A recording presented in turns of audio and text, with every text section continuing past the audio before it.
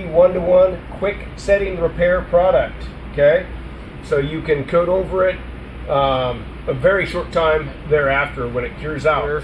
And what we did, wire wheel to clean it out, vacuumed it, and now it's ready for the repair. 15 to 20 some second mix.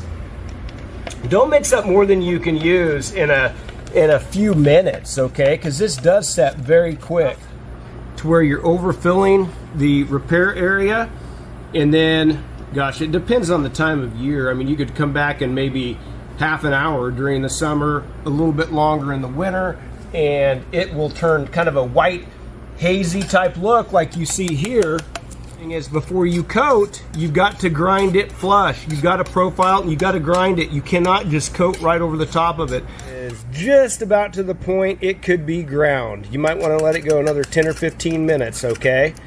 And then what you do is grind it flush. And we like to use a cup wheel on a grinder with a shroud that you can hook up to a vacuum. But again,